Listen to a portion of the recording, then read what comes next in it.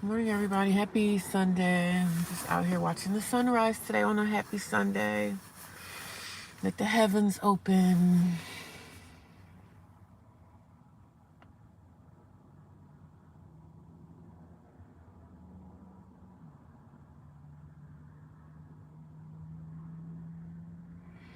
Yeah, I went to Wawa this morning and got me a coffee. Yep. When they got me a coffee, good morning. Thank you guys for the thumbs up. I appreciate you. We're just watching the sunrise. I'm just sitting here watching the sunrise in peace. It's supposed to be nice today. I think it's supposed to be like in the 70s.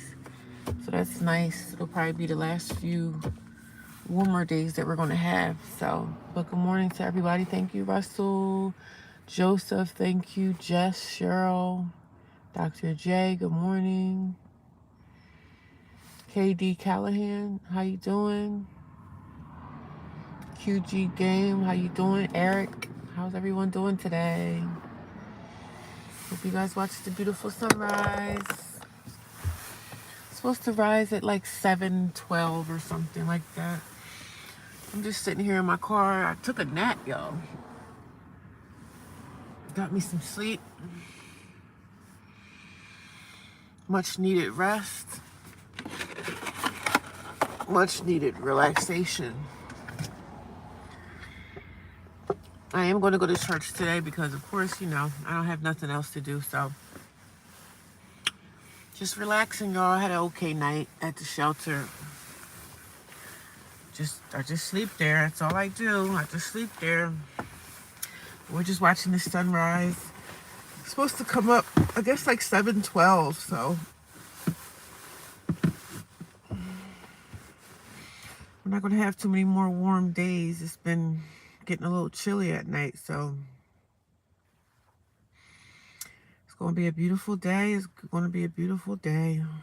My day is all about how I make it to be. You know what I mean? But God is good. Nonetheless, God is good. I'm thankful to be in the shelter because I don't have anywhere else to go. So God is truly amazing. So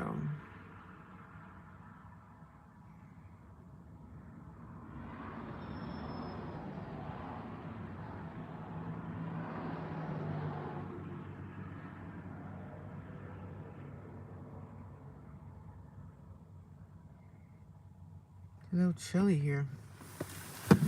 Little chilly.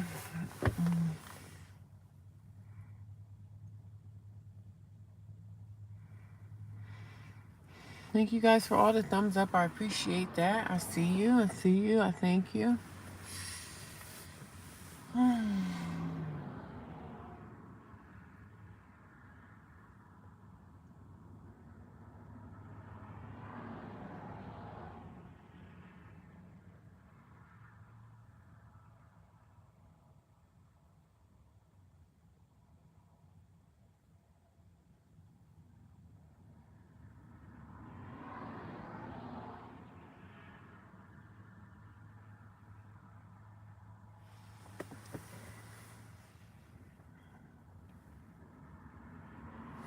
Yep. This is beautiful 7. Sunrise is God's reset for nature. Yes, it is. Good morning. Hi, Gemi. How are you? How's everybody doing on this beautiful Sunday morning? I'm just watching the sunrise. Just sitting here in peace. Just enjoying. Sunrises are beautiful. It's beautiful to watch the sunrise. If you guys have time in your lives, go outside and watch the sunrise. Find you a nice spot to just watch that sun break through the earth. It's so beautiful. It's peaceful. It's just everything. Yeah, I got some coffee. Yep, I did get coffee this morning, y'all. I sure did. I sure did. Got some coffee right here.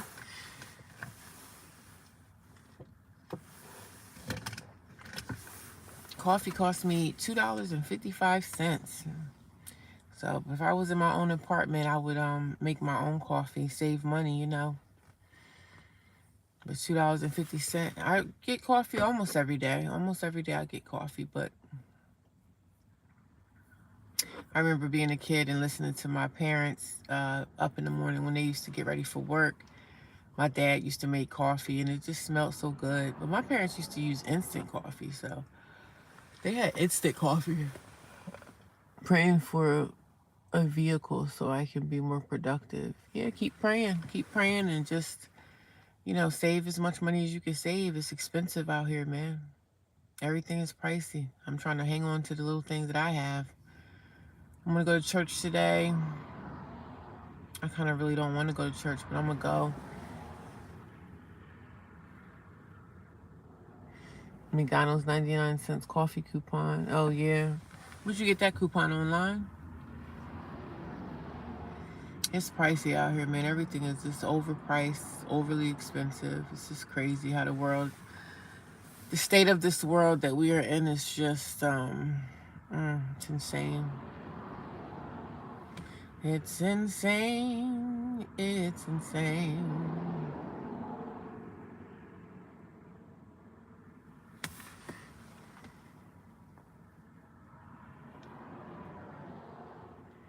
Hi, Rhonda. How you doing? You said you live in your car and you make coffee in your car.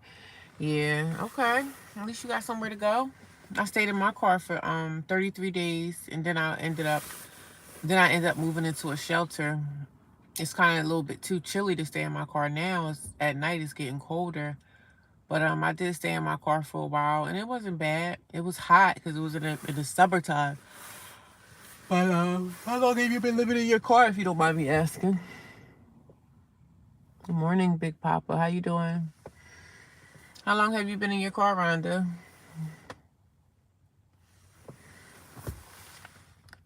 I make coffee, like when I go to work, I make coffee at work. Whenever I'm at work, I do make coffee there. Because it's cheaper, Goodness grief.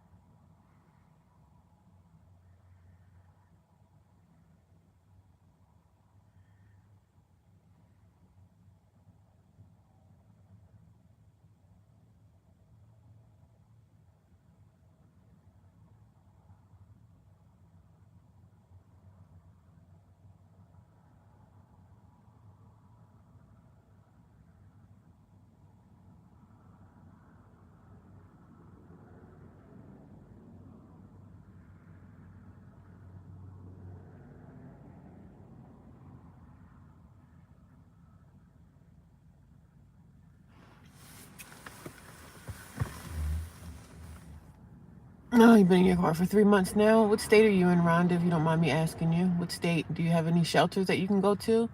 And what state are you in? If you're down south, it's warmer down there, I'm sure. But just be careful. Be very careful. Make sure your doors are always locked, okay? I pray that things get better for you, Rhonda. Yeah, we all pray for Rhonda. Things will get better as long as are you working and stuff, Rhonda? It's hard out here, y'all. I know it is so many homeless people that it's freaking insane. I've never been in this situation in my life, and just to have my family and just not have support from them is hard. But you'll get through it as long as you're waking up every day, Rhonda, and you're doing something to better your situation. You're ahead of the game. Because if we just sit around and cry and whine about everything that we're going through and not actively working on our situation, you're not going to get far in life. But I actively work on my situation every single day. I'm working for the betterment of my life. Yeah, I made a lot of mistakes in my life, but I'm actively working on all my errors that I made. And sometimes when you have to clean your life up from losing so much, it's hard to clean up your life. especially as we get older, it just is harder to clean up. It can be done. I'm not saying it can't be done, but it's a little bit harder. I'm in Indiana. It's starting to get cold, and I have little money, but can't find a job due to ageism. Yeah, I'm sorry, Rhonda. That ageism stuff is crazy. I know it happens. It happens a lot. They look at you, and according to your age, you they don't want to hire you because they probably think you're going to be slow, you're going to be this, you're going to be that. And then when you get the job, you're working around a whole bunch of 20-year-olds and teenagers that I know how it is, man. I know how it is. That's why I'm trying to stay where I'm at. I'm trying to keep the job that I have for the remainder of my life as long as I can, because I know that ageism thing is real. The ageism thing is real. They're not going to be honest. They're not going to keep it real, but you just keep trying, keep putting your applications in, keep your foot, keep moving forward. That's all you can really do. Do they have any shelters there, Rhonda, that you can go stay in?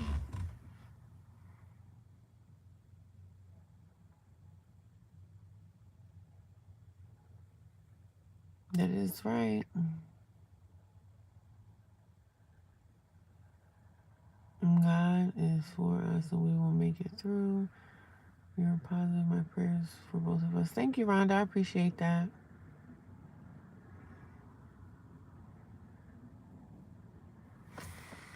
Thank you, thank you, thank you. Yeah, the ageism thing definitely exists, but the jobs they hire who they want to hire and they fire who they want to fire. That is so, so true. Do they have any shelters around in Indiana? Because it's definitely getting chilly and stuff at nighttime. Definitely, definitely, definitely. You'll definitely make it through as long as you get in your foot, every morning that you wake up, you put your foot on the ground and you keep moving forward, and don't listen to anybody with, people, don't listen to what negative people are saying. People are going to say negative things regardless in your life. But as long as you know what you're doing and you know what path you're on, it doesn't matter what the naysayers say. So, but things get better. It gets harder as we get older, but as long as you're on the right path, things will get better, but you got to keep walking that path to betterment. You know what I'm saying? Better days are always ahead of us. Our shelters are small and full at this time, but I have a disability.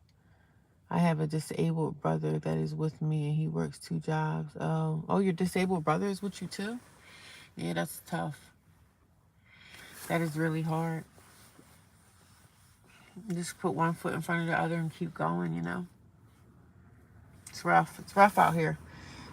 Maybe you could find a roommate or something. I know it's always somebody that's willing to open up their house or apartment or condo to help someone, because everybody needs the extra money.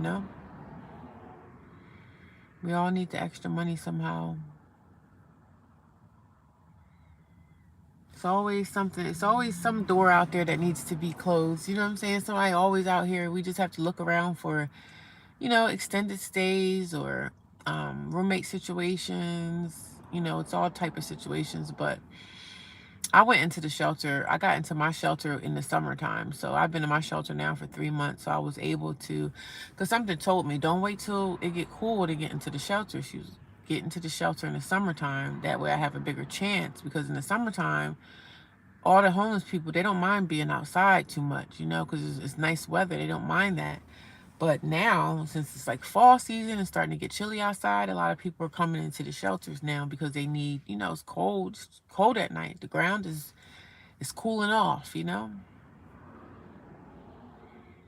But again, you just got to keep your head full. You got to keep your mind focused and know what it is in life that you need, like the direction that we need to go into. And don't worry about what the naysayers say. We're not worrying about what people have to say about our situation. We know what we did. We know the path that we took in our lives.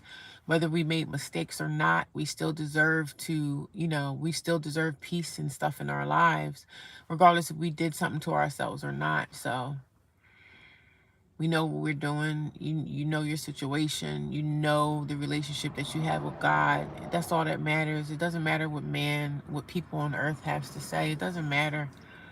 Just get up every day and go on that right path. Stay on that right track. You know what I'm saying? That's all we can do. Stay the path. Keep believing, have faith, and believe in God that God is going to bring us through. God is not going to provide us with everything that we ask him for, but he's going to send me in the direction that I need to go in and keep me on that right, stable path. Yes, we all make mistakes. Yes, I made tons of mistakes in my life. But, I know what I've done, and I know the things that I've done wrong to get in situations that I'm in, and I'm doing what I can do to better myself now. But again, as we get older, things don't get easier, they get harder. So things definitely get harder. So I'm just here for encouragement to anybody. Like, it doesn't matter what we've done, as long as we take accountability for our actions. God knows, God sees us. You know what I'm saying? My family is not close knit, and I don't want to stay with any of them. I don't have a situation. I don't have a close knit situation with my family either. I've definitely accepted the fact that my family, they don't care. So I have to do what I have to do for myself. My city is not for homeless people, but I'm keeping positive. Yeah, most of these cities are not. Like, to me, really nobody is for homeless people. Like, homeless people are literally the most hated people on the planet, So everybody hates a homeless person until they become homeless themselves. And then when they get out here in the streets and they find out that how hated homeless people are, because everybody just figures that we're like drug addicts, or we didn't pay our rent and stuff like that. They look down on us, and that's fine. I don't give a damn what people think about me being homeless. I don't really care, because I'm in this path. I'm on this is my life. This is what I'm doing I'm on the pathway. So whatever people have to say about homeless people, I really don't care, because I'm not going to be like this forever. So, you know what I'm saying? Better days are ahead. Better days are coming. It just gets harder as we get older. So, but I'm on the pathway. Like, this whole situation of me getting evicted, I've been homeless now for about, it's been 2 years this January. And in these 2 years, I've accomplished so much. I've gotten my credit good, and continuing to build my credit. I have a stable job, which is amazing. And during my homeless journey, I said I have to do some things to better my situation. I can't just sit around in a corner and cry all day. And there was a lot of dark moments in my life where I felt like I didn't want to be here anymore. But, I still continue to hang on. And there's times that I still think I don't want to be here. Sometimes I'm like, yo, life is just too hard. I want to go back to being a child again. But we can't go back. We can only move forward, man. And God is amazing. And I have faith in God, and I trust the process of my healing. Regardless of how hard it gets, I know that God is on my side, and God is directing my path, and his angels are beside me every day. So I'm never alone. I'm never alone. Even though I feel alone, I'm not alone. You know what I'm saying? I became homeless in April. Yeah, I've been like this since I've been homeless for now almost 2 years. This January will be 2 years. And I don't go around like telling everybody. I just share it on social media. Social media is an outlet for me. It's a healing outlet for me. So I just pretty much share it on social media. But I don't go to work and tell people, I keep my business private as far as my homelessness. It's really nobody's business. But I share it on social media because I really don't mind sharing the situation, because I try to help encourage someone else. Oh my God, that is so beautiful. Looking at that. Man, look at that red. Y'all can't see it the way I can see it with my natural eyes. But it's so amazing to watch this. It's just amazing to watch this sunrise. But yeah, I've been homeless now for almost 2 years, and it's been a journey. Living with people, living with friends, and having to leave, because after some time, people just don't want you around anymore. Everybody likes their space, and I understand that. But it's better for me to just go about it on my own and not ask anyone anymore, because it never works out with me and like roommates or anything. So yeah, I mean, I'm doing okay. I'm at the shelter. I'm looking at everything in a positive light. I'm not in a bad situation, even though the shelter could be a little crazy because a lot of the girls that's in there are crazy. But I'm in a great place, man. I'm in a good place. I don't let nobody make me feel bad about anything. Never let anyone make you feel bad about your situation. Whether you got yourself in it or not, you are going to be okay. We are going to be okay. We're going to survive this. We're going to get through it, you know, and I have been, only by the grace of God. It's not my own way. God has been keeping me. God has been keeping me. God really has been. He's been my stronghold. You know what I'm saying?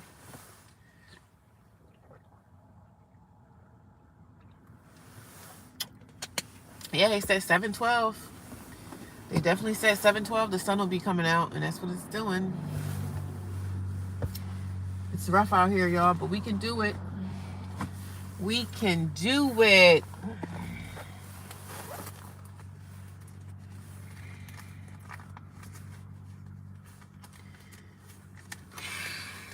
I'm still trying to find me a second job, but I'm like, I really don't want to have to find me a second job, but, you know, I really don't have a choice, to be honest, you know. That's the only way I'm going to be able to get something, if I find me a second job. But I thank y'all for the thumbs up. The sun is coming out. Y'all see it starting to come over that horizon. Isn't that beautiful, y'all? Isn't that amazing, y'all?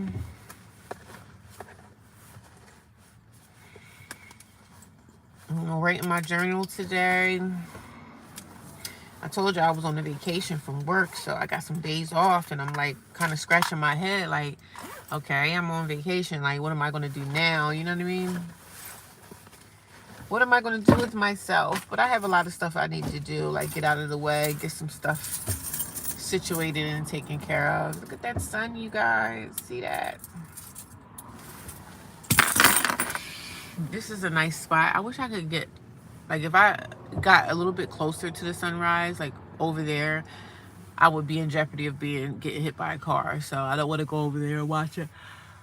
Over here, it's a little bit more safe to watch the sunrise. But it's so beautiful, isn't it? Isn't that amazing? It's such a beautiful thing to see. Again, I always encourage everybody, if you guys have time, to take time out of your time to watch the sunrise. Go find you a nice spot to just sit and watch the sunrise.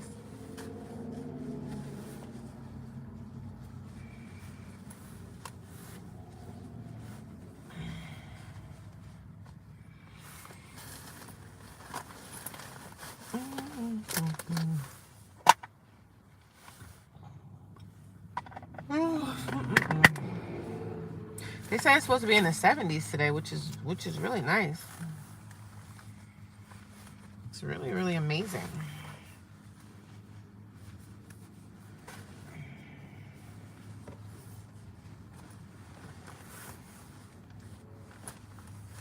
I'm not gonna go to the gym today. I'm probably just gonna do a walk or something, go out in nature and do a hike. Probably not gonna go to the gym today. I don't know where my earbuds are. I swear. It's like every morning I'm looking for something. Every morning I'm always trying to find something that I can never find. Oh my God. Never. Just did that yesterday, and yes, it was beautiful. Blessings to you. Thank you. I appreciate that. Growing through it. I like your name, Growing Through It. Growing Through It. Very encouraging name. There we go, y'all. Isn't that beautiful? Yep.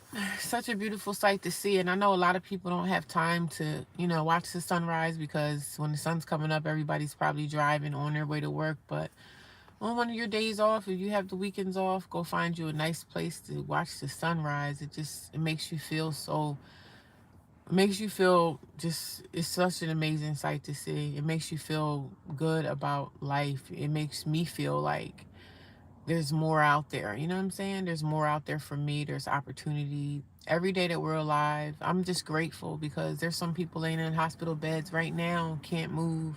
There's people laying in hospice, you know, the people in hospice waiting to die, learning how to die, leaving their families behind. There's so many lonely people in this world. I just pray for all people to find their way. You know, for everyone to find their way in this world, because it is definitely hard. And there's some people out there that don't have family, don't have friends like that. and hang on, you know. Get yourself a journal. That's what I do. I let things come out of my mouth. I speak things. I speak blessings and favor over my life every single day. I know that God is directing me in the pathway of favor.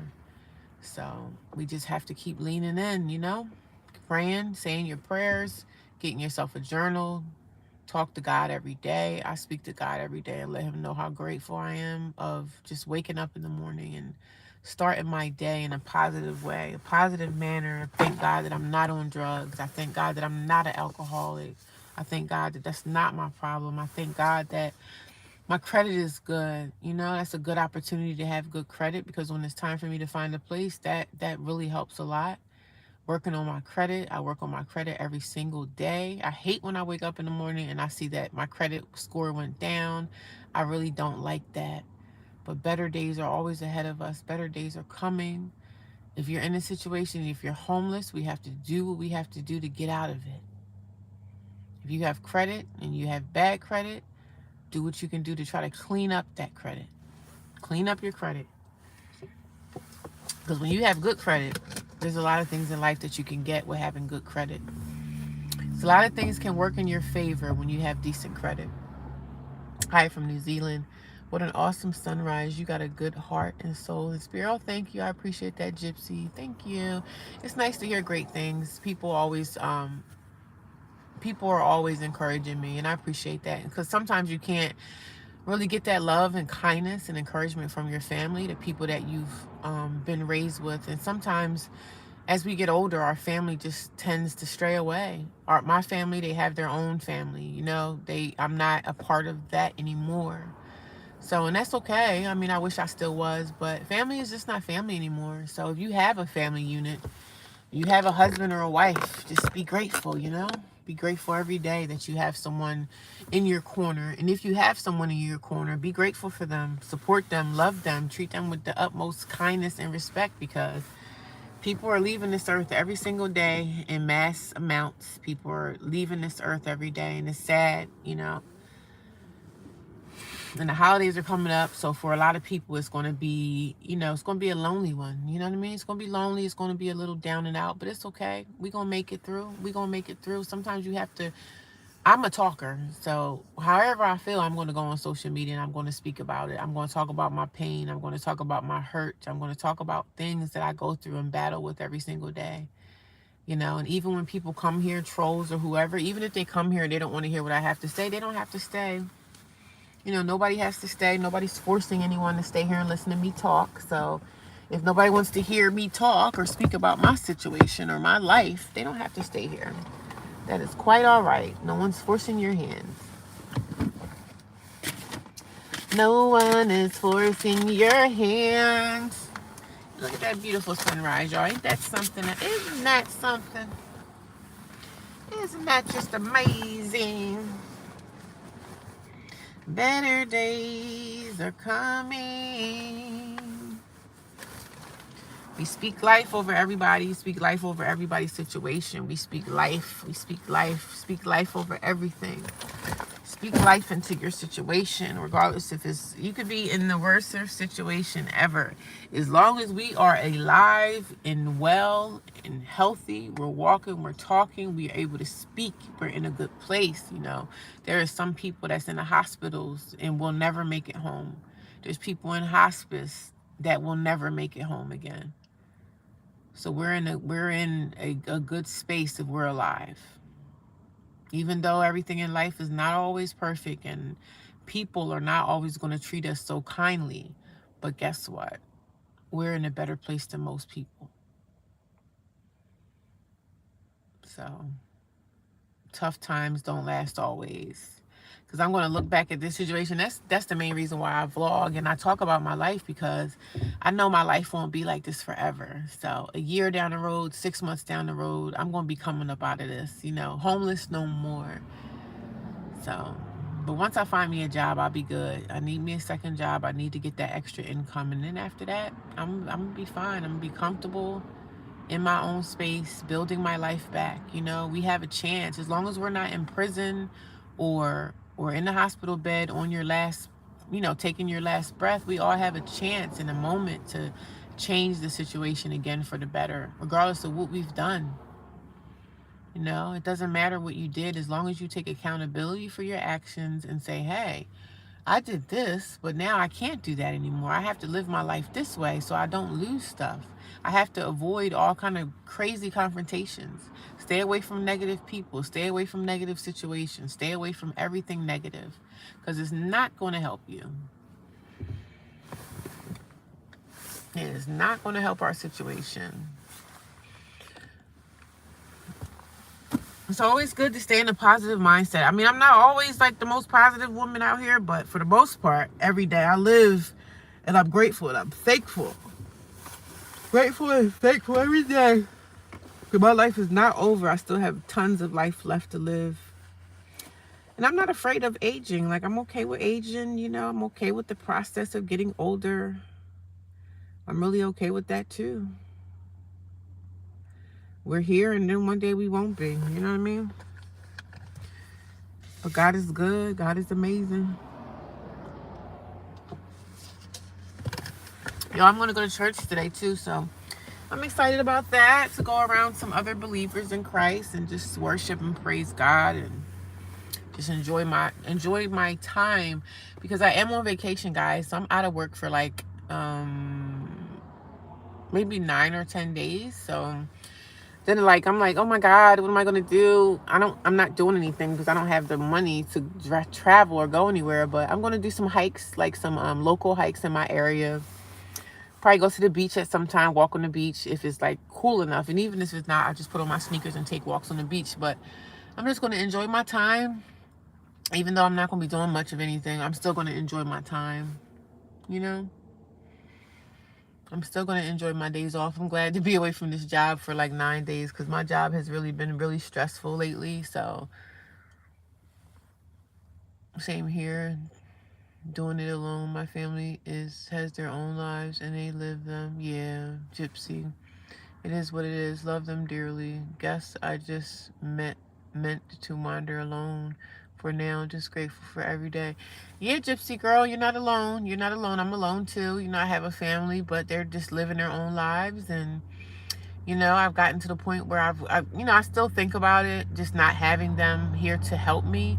It still does hurt me a lot, but, you know, there's nothing I can do about it because if someone wanted to help you, they would. You know what I'm saying? If they wanted to, they would. So it wouldn't be a question because if they wanted to, again, they would. So I have to ask God to continue to heal my heart from that pain and that hurt because if they wanted to, they really would. So it's sad, you know. The only time, you know, you get with family, and I don't really bother with my family. So now it's like the holidays are coming up. The holidays are coming up soon, and it's going to be kind of like a little sad day for me. It's a sad times because everybody's like with their family and my family's just living their own lives. And when I find out that my family just really don't like me like that, I just stay away from them. So I just stay away. Look at that sun, y'all. My car is really in the wrong kind of area because they got that sign in the way. That sign is in the way, guys. I gotta move my car a little bit. So, let me move it. See if I can get over here. That sign is in the way of my sunrise. That sign is in the way. Okay, well, that sign is still in the way, kind of, but I think that's better. The sun seems like it's in a little bit different direction than what it usually is in. But I guess that's better. Y'all see that little sign right there next to the sun? The sign is kind of in the way, but it's okay. Because usually the sun is over here, but it's not. It's look like it's over here a little bit today, which is fine. It's still beautiful nonetheless. But it's still beautiful. Yeah. So I'm happy. I'm in a great mood today.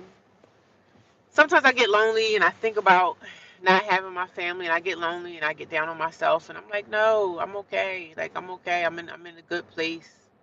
I'm in a good space in my life, even though it feels very lonely. I'm in a good space, you know?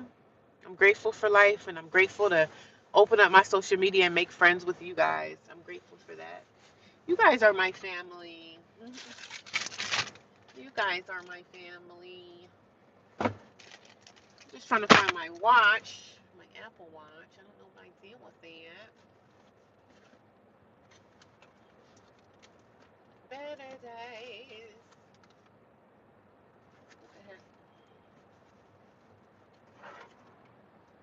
No, I still got this thing. I lost my dad in March, so both my parents are deceased, and now I will be spending Thanksgiving alone as any other day. It's okay, Rhonda. It's okay. On Thanksgiving and holidays, I'm probably gonna be doing a live stream. I mean, I don't really plan on going to my family's house, so because my family, they don't bother with me, especially with my situation of being homeless. I think that they should help me, but they don't want to, and they don't have to, but it still hurts me. So, I mean, I don't think I'm going to them. I'm not going to family because the thing why I don't want to be around my family for the holidays because some of my brothers and sisters are married, and I don't feel like explaining my situation to anybody. Like it's going to be people in the family asking me, "So how you doing?" I don't. They all know anyway, but I don't think that. I think I'm gonna be very uncomfortable with my family for the holidays, so I think I'm gonna just stay away. I think it's best for me to stay away. There's so many more things in my family that went on than I talk about, so I don't tell all my business, but I just stay away. I just think it's more positive for me to stay away, because I'll get around my family and I'll get in my feelings and I'll start telling people how I feel, and sometimes that's not really a good thing, especially the way it's probably going to come out. So yeah, I think it's best for me to just steer clear away from my family and just stay away. Staying away is sometimes the best action for me. Staying away is the best point of action for me. So because I can't see how you could be a whole brother or a whole sister and you're okay with your family members sleeping out in the streets or sleeping in the shelter with strangers. I just don't understand that. I have a son in Las Vegas, but I can't afford to go there. He and his wife have already done enough for me, but they understand. Well, that's good. At least you have him. You have him. And sometimes, like, I don't call my family and talk about my situation. I mean, I should be able to, but I just don't because I just feel like, they're living their own lives. They have their own drama in their life. They have their own situations. I don't want to be nobody's burden. So I don't want to be a burden on anybody.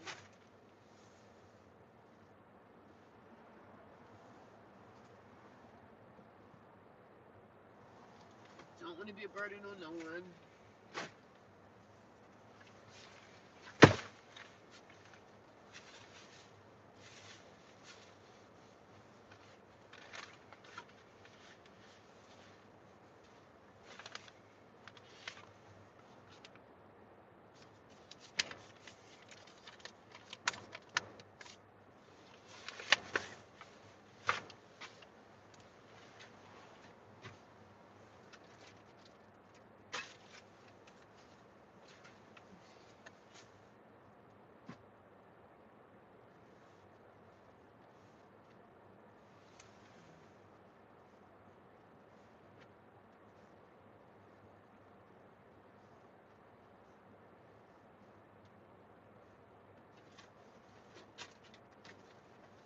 I'm gonna get it together.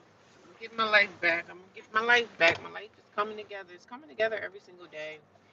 Even though sometimes I'm like, it's not coming fast enough, but I'm in a better situation than most people. I'm glad I'm not sleeping in my car. I'm thankful to be at the shelter. The only downside about being in the shelter is being around other people in a close knit situation. You have to sleep around strangers, so that's pretty hard to do. But I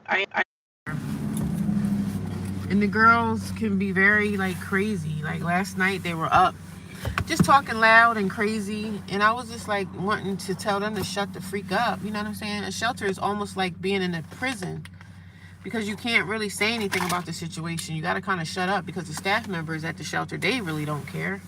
What do they care if I can't sleep? You know what I'm saying? They be like, well, you shouldn't have put yourself in this situation. That's what they say.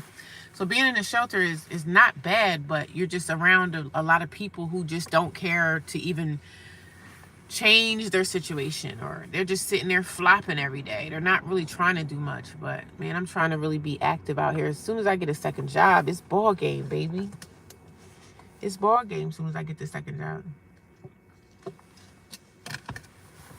It is ball game. I'm actually a guy. Oh, sorry. Sorry about that, Gypsy. I'm sorry. I didn't know if you were a man or a woman, but I like your name. I like your name.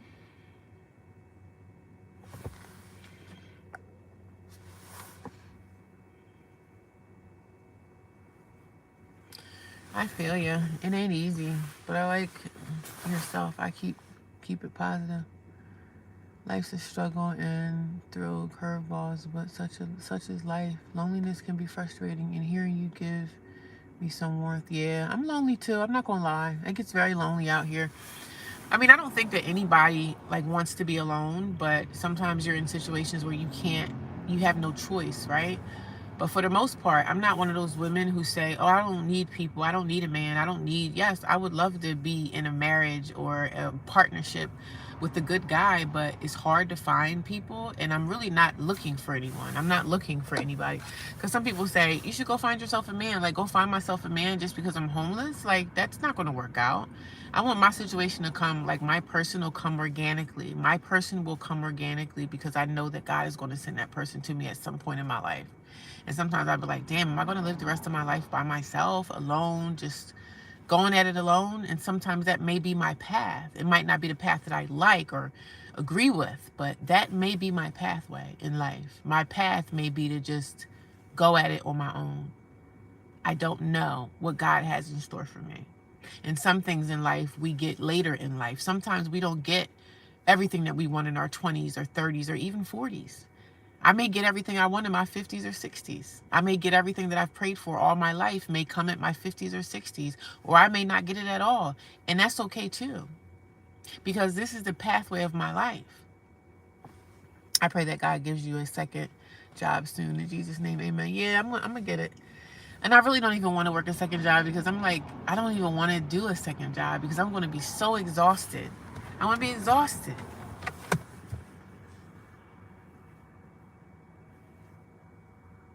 I'm going to be so exhausted with the second job because I'm exhausted with my first job. I'm exhausted with the job that I have now. So I'm like, I'm kind of scared to get a second job because I'm like, damn, I'm going to be busting my behind like crazy. But I do need to get out of this shelter, man. I can't stay there long.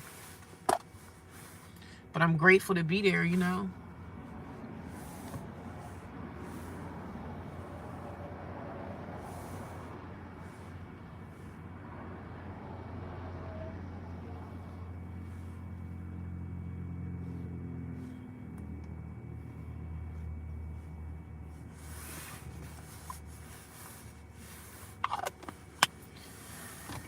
Yes, I am told I need to find a lady. It will happen when it happens. Yeah. They tell me on social media, they'll say, you don't have a husband? I said, well, if I had a husband, I don't think I'd be homeless. Because if I had a husband and I'm homeless, that's a problem. You know what I'm saying? Because there's a lady in the shelter right now. She has a husband. And her husband lives downstairs with the men. And she lives upstairs with the ladies. And she's clearly a drug addict. And I think he's clearly in it. And he's clearly an addict, too. But people be telling me, like, go find yourself a man. Like, I'm not out here looking. I'm not against it. But I'm not actively looking for a man. But if I run into someone and we end up talking and stuff, okay, so be it. I'm not against it, but I'm not out here searching for it either. I'm just the type of woman. I'm not searching for a man. A man is going to find me at some point. And God will lead that person into my direction and we'll go from there. That's how I figure. But I'm not out here actively on like dating sites. I'm not out here actively on the search or prowl for a man because truth be told, most of these men out here are either married or in relationships with women. So I don't want to be nobody's side chick. So I don't want no drama. If I want a relationship, it's going to be an organic situation. It's going to be a man that needs me as much as I need him. And we could just make it happen together. But in that fact, I'm not searching for anything. I'm not looking. But I'm not against it either. I'm not against love and relationships and stuff. Hell, you know, I don't want to die out here alone. I don't want to be alone on my last days. But who knows? Most people do die alone. Most of us will be alone when we pass away. And some people try to make you feel bad.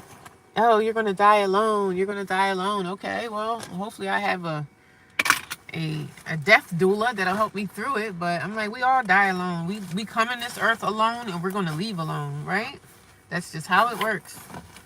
So don't let nobody shame you for being single. I mean, me being a woman and being by myself, people shame me all the time. Where's your husband? Like, everybody don't have a husband. And when you don't have a husband, they shame you for it. Like, shame me for what? I'm out here minding my own business. I'm out here minding my own business. I'm not going to go out here and go find anything. Because when you go find something as a woman, you're not going to find the right thing. And I found things a great deal in my life. And I found the wrong relationships.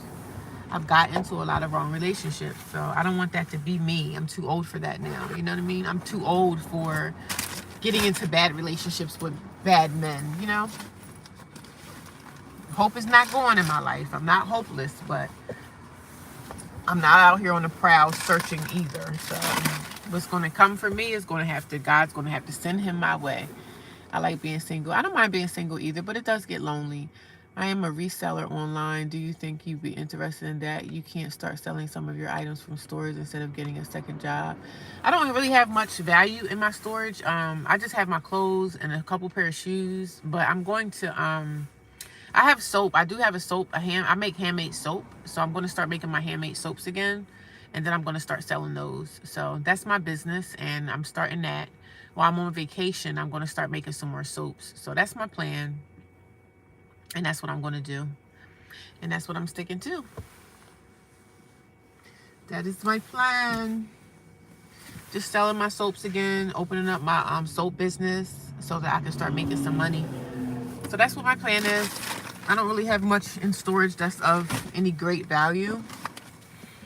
I'm just going to start my soap business again and work on that and put all my time and effort in that. And my soap business goes good again, because I had my soap business down for 5 years, but I had to stop it due to me losing my apartment. I had to stop making soap, but I'm going to go back into making soap again so I can make money from that.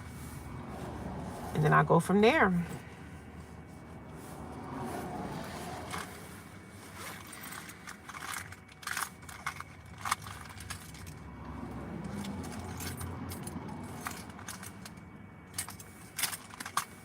Yep. Make money from my soap business again. I can go to my, craft fairs and all that stuff. I'm going to get back into doing that, because that's what I did when I started my business. I was at the craft fairs and the craft shows, and I got to get back into that really heavy, because I made a decent amount of money when I sold my soaps before. So I know I can do it again.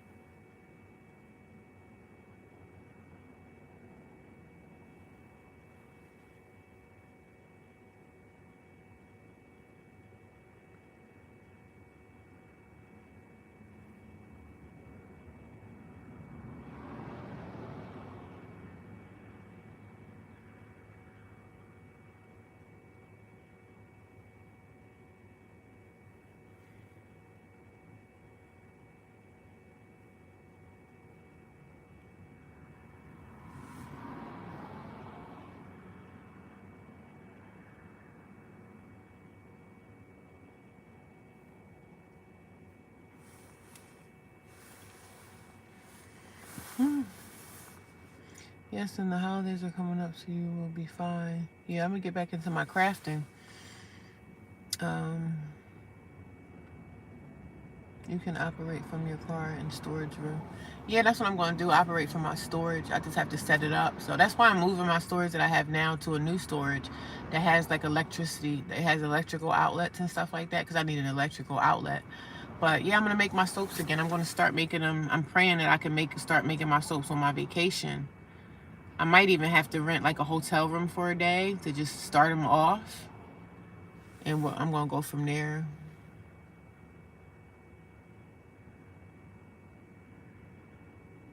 Yeah, my soaps will be my second job, but I still need a second job as well. Like, I still need, like, even if I do my soaps again and that goes well, I can still like get like maybe a second part-time job, because like I need all the income I can get, because I was thinking about just getting like a condo or something, like finding myself a condo or something, but I need more income. You know what I'm saying? I need more money. And it sucks that I'm going to be busting my butt like that. But, you know, a lot of people are out here busting their butts, so I'm not alone.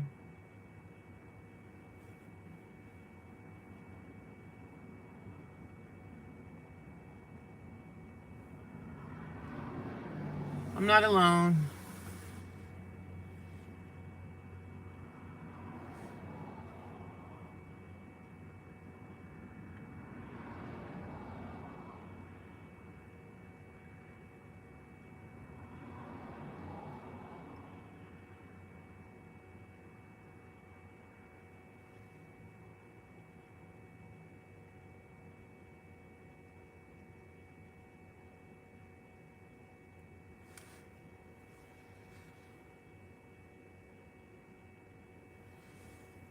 I'm not alone.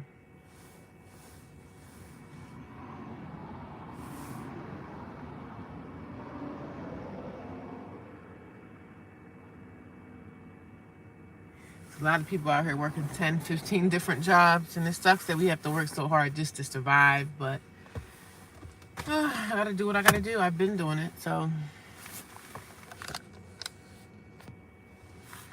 I gotta do what I gotta do, y'all.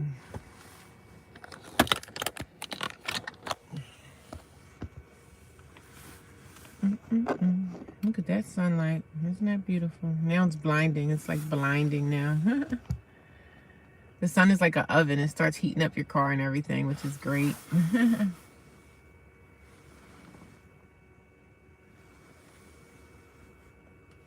But now it's like, it's baking my phone a little bit. So the sun is making my phone overheat. So I think the sun is good. I'm good with the sunlight for now because it's very bright right now.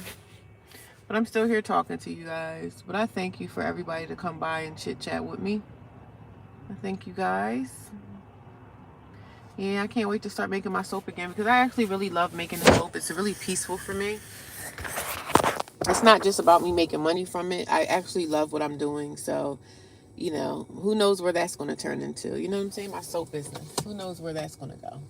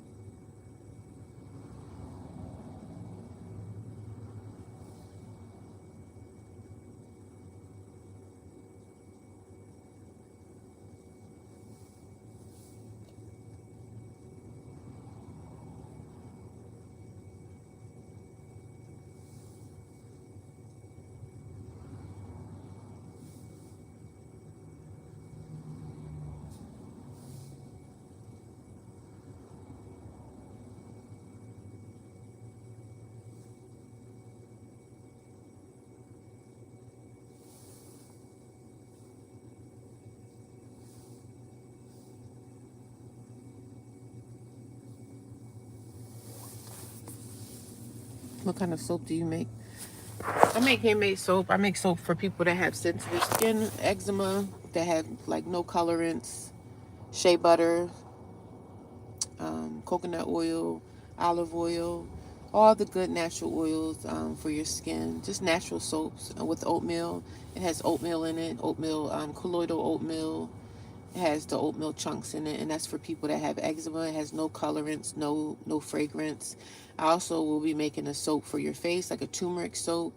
I make a activated charcoal soap. I make a couple different soaps, but when I start off, I'm going to just start off with my eczema bar again And the eczema bar is unscented. It doesn't have any fragrance, any colorants, or anything to it. It's just a natural bar of soap that has oatmeal inside of it. So that's my eczema bar. People use that have like sensitive skin, because when I didn't know any better about like products that we put on our skin, when I didn't know about the chemicals and all that stuff. If you guys ever went into a store like Walmart or something, if you look at the ingredients on the back of these labels, it has like 20 different ingredients, and most of those ingredients that's in these products that we buy every day are chemicals. It's chemicals. So I stopped using like I stopped using deodorants. I stopped using soaps from the store, and I started learning how to make my own soap, and I turned it into a business. So all these products that we put on our skin, all the lotions, the fragrance, the soaps and everything, we don't need any of that stuff, because that stuff is not doing our skin any justice. It's just a way of people to make, for the big brands to make money. Dove, I used to use Dove soap. Dial, I used to use Dial. Oh, antibacterial. But all those things are filled with so many chemicals that it's crazy.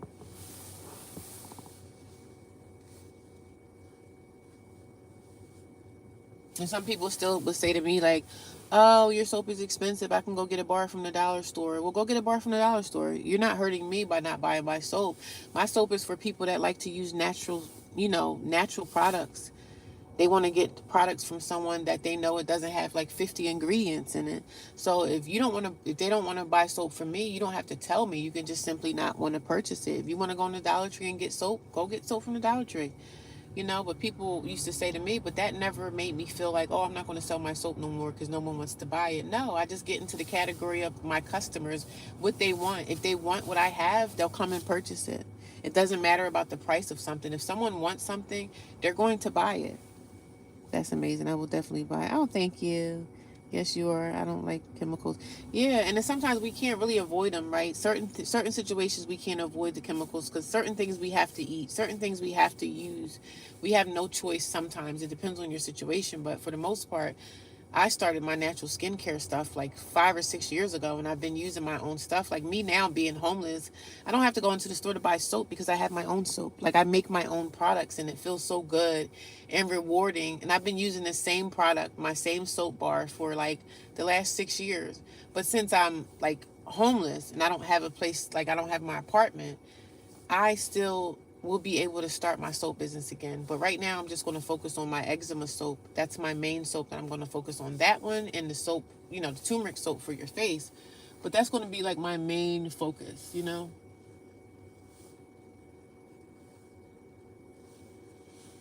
turmeric soap will be my main focus soap to open up again. Because I had a lot of customers that had eczema.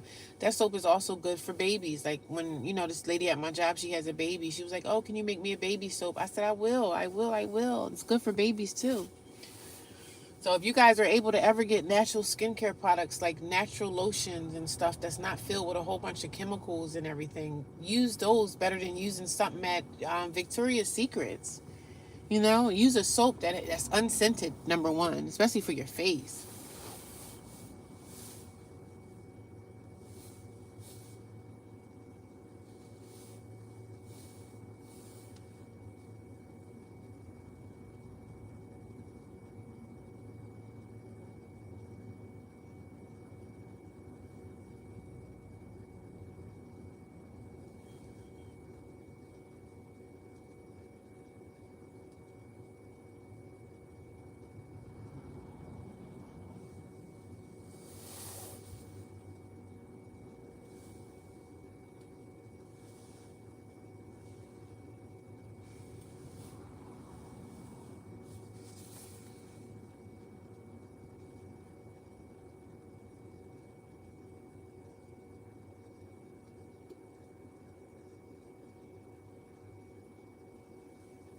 And deodorants. I don't even want to get on that.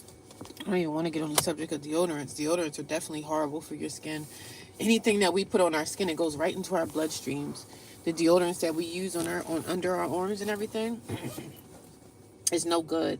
We need to sweat. We're supposed to sweat under our arms. That's like a natural detox for us. So we're supposed to sweat. But I don't know if you guys know, when you put on deodorant under your skin, when you put on deodorant under your armpits, it just clogs your pores. It clogs your pores. It stops you from sweating. So that's number one. We're supposed to sweat. Like, I don't use deodorant. I haven't used deodorant in like, I mean, I made my own natural deodorants as well. Deodorant is something that I wouldn't make until I probably landed in my apartment again. But I use my own deodorants on my skin too. I make the deodorant and I put like essential oils inside of it, like essential lavender. I'll just put like the I put the essential oils inside my deodorant to give it, a little bit of smell or whatever. But you can use unscented, you know what I'm saying? But natural deodorants are different. You're going to definitely sweat because we're not using that chemical in the deodorants that they have in the store today. The Dove, they use so much chemicals inside those deodorants and everything. That's not good. That's why a lot of people are coming down with sicknesses, illnesses and stuff because of the chemicals and stuff that they're using in these products to make. It's just unaliving people. It's unaliving us. We've been using this stuff all our lives. The baby powder, the so many things that are just not good for us to use. Yeah, aluminum-free deodorants are the best ones to use. And it's so easy to make your own deodorant. It's so easy to just get the ingredients, make your own, put it under your arms. You're definitely going to sweat. When you use a natural deodorant, you're going to sweat. And I'm not a big sweater anyway, but I sweat more like when I'm like, of course, working out, or if I'm like at work and I'm under pressure, I might sweat under my armpits a little bit. And you know what I do? I go into the bathroom, I find myself a paper towel, I put the paper towels under my arms to suck up the sweat that's coming out, and I keep going. Natural deodorants out of a store, I recommend everybody stop buying this stuff out of these stores. Find you somebody, if it's someone local to you that make natural products with maybe 1 or 2 or 3 ingredients in it, or all the ingredients are a natural source. That's what you should be leaning towards. That's what you should be leading towards for you and your whole family. Like, you and your whole family should be trying to use natural products, even though natural skincare could be a little bit more pricier, because most of the time people, and I'm not focused on natural skincare brand, the big brands of the natural world. I'm not talking about those. I'm just talking about the people, your mom and pop people that's out here making natural skincare products. Those are the people that we should be supporting. Those are the people that we should be supporting. So people used to say to me all the time, oh, I can go get this, that, and the third from Walmart. I can get a soap for $3. Well, good. Go buy your $3 soap. But go look on the ingredients. All you got to do is turn over the label, look at the ingredients on the back of the stuff, and Google all those ingredients, and there's nothing good coming from it. Nothing good coming from it. So even if you have somebody that make natural skincare products that's close to you, that lives in your proximity, that you can go and support a small business that's trying to do something great for the environment, something great for your skin, your skincare. Like, our skin is a big organ. Everything that we put on our skin goes right into our bloodstream, the lotions, and we need this stuff, right? And even Vaseline, Vaseline is horrible for your skin. Even though we were grown up on, our parents would say, hey, moisturize your hands, put some in the lotion. That's what my mom did to us. She used to make us put Vaseline on our face, and Vaseline is not good for us anyway. Try to use a natural source. If you're able to learn how to make your own products, make your own stuff. It's cheaper and it's better for your skin.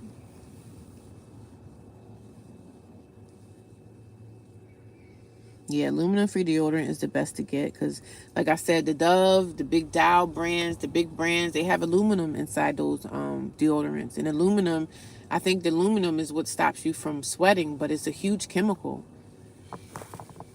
So I think I had made my own natural deodorants. I made my own natural lotions, and I focused on my soap. My soap is the main focus. That's what I mainly focus on. But when I had my apartment, I would make the soaps, and I would have customers that would buy my lotions as well. So I'm getting back into all of that.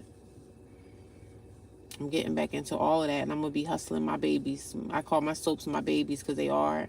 Like, I love making my natural skincare. It brings me such peace and joy to my life, because I didn't really have, I always worked jobs and everything, but I didn't have anything that I really enjoyed, and I enjoy making my soaps. Like, I was obsessed with it's such a beautiful art, and I can use it, you know what I'm saying? I can put it on my skin, I can utilize it. And when I have it at the shelter, the girls are like, oh my God, what is that? People notice. They're like, oh my God, and some people just love natural skincare, they love handmade pieces. And sometimes it's hard to sell sometimes because, but you have to get into that atmosphere of the people that want your product. If they want your product, they're going to buy it. If they don't want it, they're not going to buy it. If they're not interested in that, you have to get into the group of the people that go to the gym, the yogis, the yoga people. Get with those people, man. Those are the ones that's really going to support your business, especially if you're selling anything natural. Because people are like, oh, I can go get the soap bar at Walmart for $4. Well, go get that. Go get that one that's filled with chemicals. Help yourself. Help yourself. I'm going to try to go for 2 hours. It's only like 85 minutes right now. So, what are you guys doing today? What are y'all doing today? Yeah, as soon as I get my soaps back up and they cure, I'm definitely going to be keeping in touch with y'all, letting y'all know when they're going to be available. I'm hoping by the end of the month, I'll have some soaps available. But when I make soap, it takes like 30 days for the soaps to clear, like for the soaps to it has to cure. After I make it, I have to cut it like within 2 days. And after I cut it, it still has to cure for like 30 days. So I have soap available probably sometime in November. Sometime in November, I'll have some soaps available. So if anybody ever want to support me, all the business resources are going into my business. I'm saving. I'm going to have my business bank account. And my soap business has its own tax ID number. So it is a legit handmade skincare small business. So I just want everybody to know that I'm not making it and just, you start having a business selling under the table is good too. But I do have a tax ID number for my business. So I just have to open it and start it again. And when you start a business, you need the stock. I need to have my stock. So I got to start making my stock. Thanks for the tip, ladies. Aluminum free deodorant. Yeah. They sell those kind of deodorants in the stores as well. They sell them. You know what I'm saying? It's available. You just have to dig deep to find. I mean, they have some natural skincare shops in different states. So you just have to Google it and see where you want to, make sure it's aluminum free. And look at the ingredients. All you have to do is Google it. We have our phones in our hands all day long. So Google the products that you're putting onto your skin, because our skin is a big organ, and whatever we put on our skin, it goes right into our bloodstreams. It's about 11 p.m. Sunday night here in Sydney. Oh, okay. You about to go to bed, huh? It's almost nighttime, Joseph. It's almost nighttime, huh? And we just starting here in the United States. It's about 7:59, 8 o'clock in the morning. I'm probably just going to go take me a slow walk somewhere and go to church today. I really don't even want to go to church, to be honest. But I don't have nothing else to really do with my time.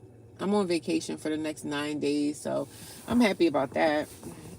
Monday, I have a couple errands to run, and it's just going to be some days filled with me not having much to do. I wish I kind of had something to do, but I don't. So,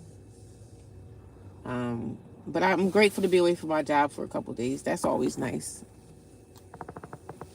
Yeah, Google it. Google your information. When you buy something, Google the ingredients on the back of products and go from there. When I get my soaps, I have samples available. So if anybody ever wants me to send them samples of something before they purchase, that's okay too.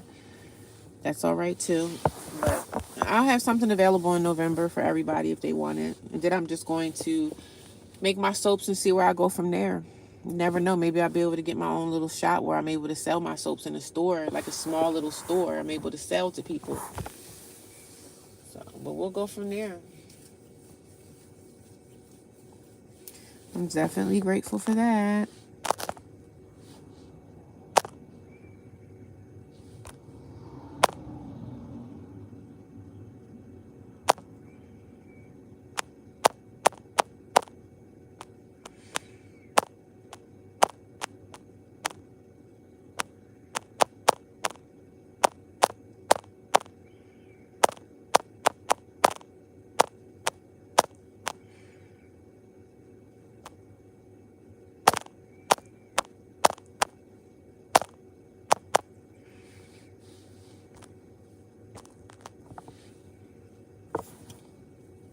I have a question up here if y'all can answer that. If y'all see the question, if you guys can answer it. Have you ever used handmade soap on your skin before? Have you ever used a handmade soap bar that someone made? Not a store, not buying it out of a store. You can get handmade soaps out of handmade skincare shops. Like, y'all know those little handmade skincare shops. Mainly they're small little skincare huts. They call them huts here in your area. Have you ever used handmade skincare products before? What was your experience with it? Did you enjoy it? Did you like it? Did you not like it?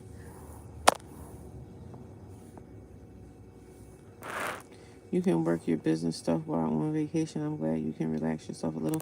Yeah, I really wish I could relax inside an apartment or a hotel where I could just lay down and take naps when I want to. But I can take naps and stuff in my car, but it's starting to get chilly here.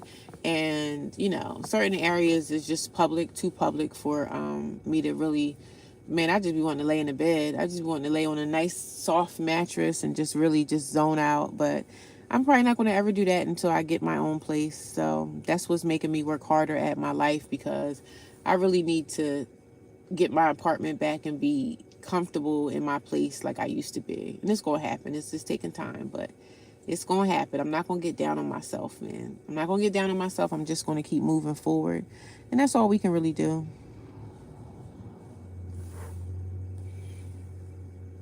Rhonda, do you make YouTube videos? Do you talk about your situation on social media and just talk about, you know, your life? It's encouraging. It's an encouraging. I mean, we get trolls. I mean, I get trolls all the time, but I still share my story. I still share my story and share my experiences, bad or good. I mean, I don't share all my personal information on social media, but I share with you guys with what I want to share. And it makes my life a little bit easier when I'm able to talk about it, you know, when I'm able to speak it out of my mouth and say, hey guys, I'm feeling like this today. I get a lot of encouragement from people, and having people come into you, especially strangers that don't know you from Sam, and they're so encouraging and so, they just speak life back into me. That's amazing.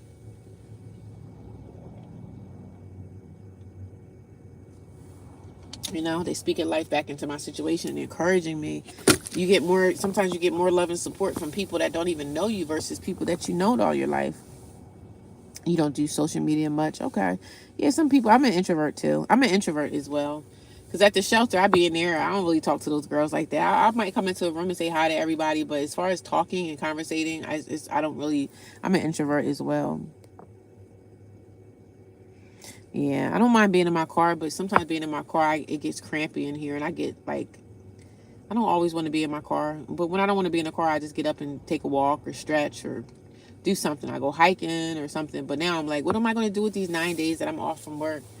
Drive myself crazy. But I have a lot of stuff that I need to do, so I'm going to get everything out of the way that needs to be done for myself. So any doctor's appointments I have, anything that I need to do is going to get done before I go back to work.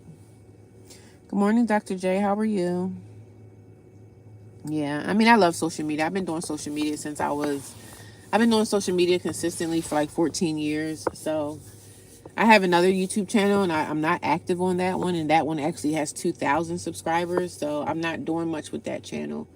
Because that channel, a lot of my family members have found it, and they started like following me. So I'm just like, I'm not going to let my family have access to me like that, especially when they don't want to help me with nothing. Y'all don't need to watch my journey. They don't need to watch me, you know, speaking about homelessness and speaking about my situation. They really don't deserve to be a part of my life in that way, because they're not doing anything to assist me and help me in my life. And I'm not saying that they even have to. I don't want people to think that I think that my family, some people come up here with their ignorant comments like, what you think, your family's supposed to save you? No, I would think since they're family that they should probably assist in helping me. That's all I ask for, assistance and help. I'm not asking them for no money. If anything, if I live with a family member, I'm going to be paying you rent money. So I would think it's going to be a win-win for both of us. I need housing. You need the extra money. Why can't we make this work easy? But a lot of people don't even want that. So, because everybody's kind of like, oh no, you know, I want my own space. And that's fine. But I like for people to tell me that from the beginning. Don't try to move me into your place and then try to have me move out in 3 months because you're tired of me being there. Like, it don't work that way. So that's why it's just better for me to have my own space, you know, because people are wishy-washy. They say they want to help you. They say they want to, you know, help you through your situation. But then when you move in, they end up like, oh, I don't know about this anymore, you know. So it sucks.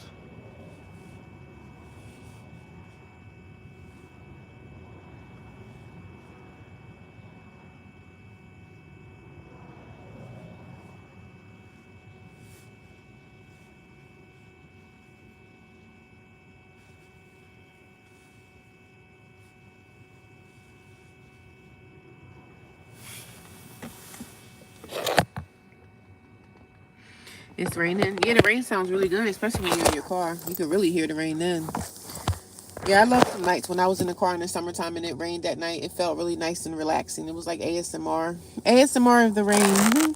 I totally understand. I live with my daughter and she is constantly stealing from me and I have less than her. It's a shame. And like you live with her, so you can't, you probably don't want to say anything to her because they might try to tell you to get out. You know what I mean? I know how it is when you're living with people. It's like when you live with someone, you have to walk on eggshells. You know what I'm saying? And it sucks, especially when it's their apartment or their house. You have to walk on eggshells. Because even when I stayed with a friend, a person that I thought was my friend, when I stayed with her, I had my own room and things were still a problem. Like I had my own room. I was working full time, so I was not there most of the day. But she still kind of wanted me out of her space at some time. She asked me to, oh, I don't know if this is going to work out. So it sucks living with people. And it sucks even more living with family members because a lot of people in your family don't even want to see you do well. They don't want to see you do well. Most of them want to see you fail too because they're at a place in their life. Most people that don't like their self or they don't like their life, they want to project their shortcomings and stuff on you. And we're looking like, since I'm homeless, I'm like looking at other people that have homes and apartments. I be looking at them like, look, y'all hit the jackpot. Y'all got a place, because just being homeless, it sucks. It's not fun not having your own place to lay your head on. That's not a fun situation.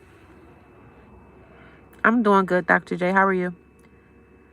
It sucks living with people. That's why it's good for us to just always have our own. Always have your own. Always have your own car. Always have your own everything. Because you can't depend on people for anything. So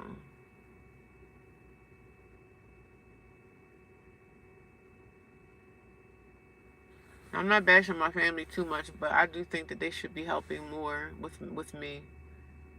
But they're not. So I'm like this. I can't force someone to do something for me. I can't force someone to do anything for me if they don't want to do it.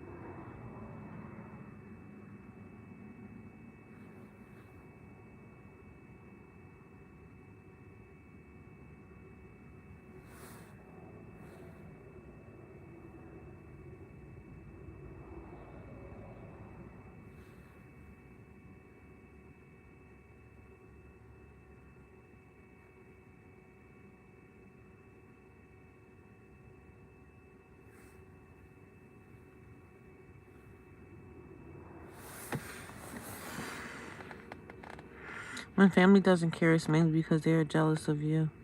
I have a cousin like that. I pray I get housing soon. Oh, KG Callahan, you looking for housing too? Oh, you stay with your daughter. Yeah, it's crazy, man. It sucks living with people. I remember you saying you like to make them. Do you make lemongrass, rose water? I make a eczema soap, which has oatmeal in it, colloidal oatmeals, and it has chunks of oatmeal chunks. That's a natural soap for eczema. Colloidal oatmeal soaps. I have that one. I do make lemongrass. I've made lemongrass and soaps like that in the past, yes. And some of my soaps I do put rose water on it, but since I'm just starting out again, I'm just right now going to focus on like my the eczema bar. That's my main seller right there, because people got sensitive skin. People have family members that have eczema, or some adults have eczema. So, and that's the soap I'm going to focus on first. But I do make lavender soap. I made yoni bars before that women could use soaps to clean their private areas with like activated charcoal. Not activated charcoal, but it has apple cider vinegar and all that stuff. So yeah, I make a lot of those bars. But right now I'm just focused on one bar for right now. And then, when I get stable, when I get housing again, then I can work on more of like the other kind of soaps. But right now I'm just going to focus on that the natural one that you can use for people that have eczema. I've made sea moss soap in the past, and it was a big seller as well. Yeah, sea moss soaps are nice too. I love sea moss soaps. But like I said, I can't really get into those kind of bars until I have stable, stable housing. Right now, I'm just going to focus on the turmeric.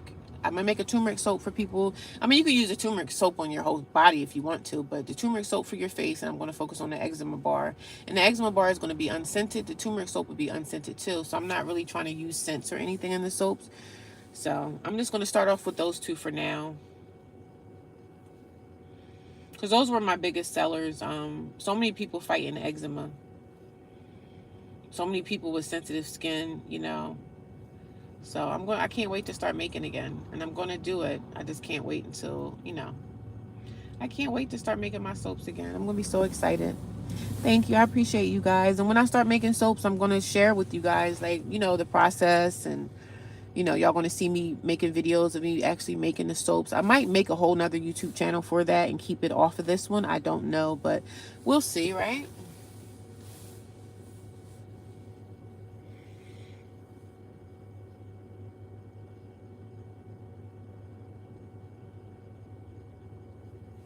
And I think at the time when I stayed with my niece, right, I think that I knew she was like talking about me behind my back. And she used to talk about me behind my back to her own kids, because she had kids, and her kids were like teenagers. And they were, the kids would come downstairs in the morning and give me like dirty looks.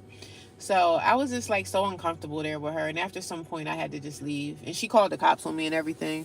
She called the cops, and the cops were like, well, we can't put her out like that. You have to go to the courthouse and evict her out. But I said, well, I'm not leaving your house until the end of, I paid for rent for the whole month, so I'm not leaving until the first of the month. So I end up leaving her house. But she called the police on me and everything. And this was like my niece. This was like my family. You know what I'm saying? My family, people I grew up with. You called the police on me because I told you I wasn't leaving after I paid rent to you. And then you want me to leave because you're mad? It was so messed up with my situation with my niece. And I felt so like, I'm like, damn, like my niece, I looked at my niece like she was my sister that I never had, and she turned around and did this to me. So I haven't spoke to her since I left her house, and I've been away from her for now, it's been over a year that I've been away from her. But she really hurt my feelings. But like, I don't care if I don't ever speak to her again in life. I said I will never, like, I could forgive her on my own self because I have to, but I'll never talk to her again in life. Like, I don't care if I ever see her again. Like, I'm good. I'm cool. I am okay. Some people in the family like drama just as much as other people. Like, people like drama. They like to keep stuff going. And then they turn around and talk about you really bad to the rest of the people in your family to try to make everybody seem like you're such this horrible person. Oh, she moved in my house and she was doing this and she was doing that. All my niece did was complain. Well, first of all, let's just start from here. My niece was a very miserable woman anyway. She was miserable with her own life. Miserable. And when you move in with a miserable person, most of the time, you're going to be the target for that miserable person. Because now they're going to, when they go to work, they're going to talk about you to their coworkers. They're going to talk about you to whoever is listening to you. Miserable people can never be happy because she's miserable anyway. When I moved in with her, she was miserable. Because all she did when we were cool, all she did was talk about her problems, which is fine. I don't have a problem with listening, but you have this problem. What are you doing to work on it to make it better? Like, what are we doing to make our situations better? That's the key point to anything that we go through. Complaining, that's fine, but I always don't want to hear you complaining about life when she used to be in her room smoking weed. Like, you used to be smoking weed, you're addicted to weed, number one. So she had all these issues, and she brings me into her house, and then I become her main focus of, oh, I got to get her out my house. And she got me out, and I ended up leaving anyway, but me and her had some words. Like, we had words. We had a lot of words, and they weren't nice words either. And it sucks when you have to treat your family like they're somebody, like they're a stranger off the streets. And that's how I treated her, like she was a stranger off the streets. I had to let her know, like, listen, I'm good. God is going to take care of me. Regardless if you put me out or not, I'm still going to be taken care of. And that's the thing. They want to see you out here broke, busted, and disgusted with no place to freaking go. That's what they want to see. I never say anything to family about what I'm enduring. Just pray, yeah.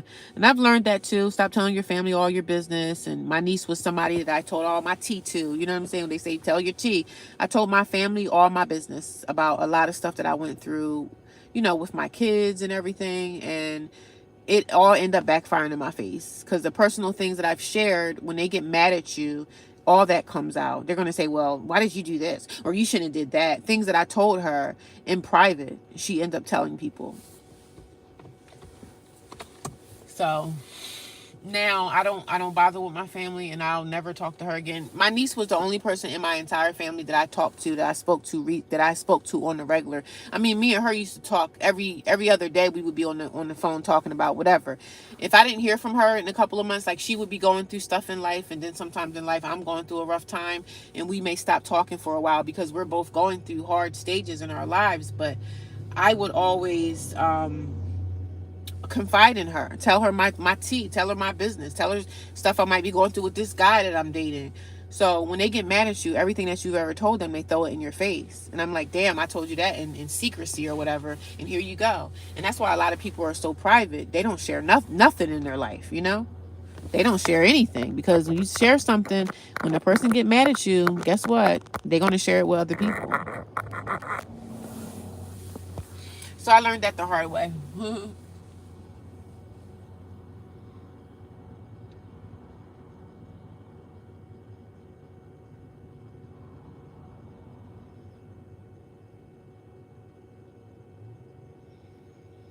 But nonetheless, you live and you learn, right? We live and we learn. We live and we learn. That's why I said I just open up community. I open up community for people to come in and talk about what they're going through. And most people that come here on my channel, they might be homeless, they might be living with a family member, they might be in a shelter. It's all different kind of situations. That's why I open up community to talk, for us to talk and communicate and let things off of our chest.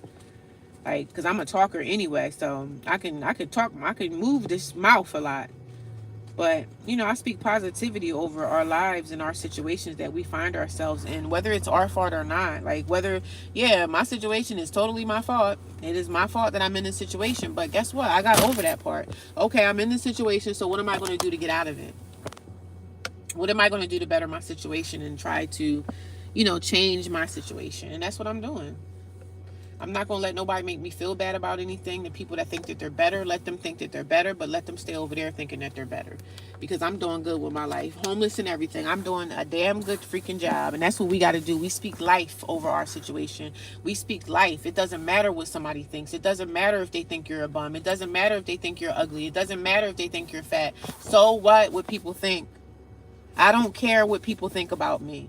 They don't have the balls and the gall to come up in my face and tell me or ask me certain questions. You let them stay over there and let them wonder. Let people wonder, man. Let them wonder. Let them gossip. Let them talk. They can't hurt you. They can't. No one can hurt me out here. No one can hurt me. No one can hurt me but myself. I'm not allowing people to come into my life to treat me any old kind of way and think that I'm going to stick around for it. I'm not sticking around for the messiness. I don't deserve it. I'm a good person. I love my family, man. And that's why it hurts so much, because I love them so much. But like I said, that circle always turns around again. That person that threw you out, that thought you were nobody, that thought you were trash, they're going to be knocking on your door. When I get stable, there's going to be somebody in my family that's going to need me. Watch. You just watch. You just watch. That circle always comes back full circle. It always comes back around again. It always does. You might be down today and be up tomorrow, and somebody be knocking on your door saying, hey, I need shelter. I'm out here cold in the middle of the winter with no place to go. Can you help me, bro? Can you help me? I'm like, oh, well, I kind of remember when I was homeless, I didn't have any help from none of y'all. So y'all want help now? And I'm going to make sure that I remind them. I'm going to make sure I remind them. Yes, you have a job and a car. You are doing better than most. Yeah, I'm grateful, man. I got a job, not making a lot of money there, but I'm grateful to freaking have it. And guess what? I'm going to be there too. I'm going to be there. I might complain and stuff, but I'm going to be at that job. Shoot, I don't care if I have to work at McDonald's. I don't care where I have to work at. To make ends meet, I got to take care of myself. And it's hard to not have stable housing. It's the hardest thing ever.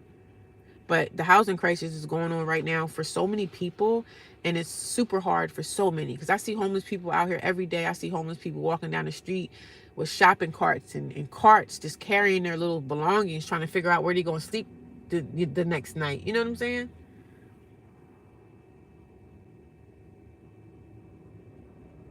My heart just breaks for these people.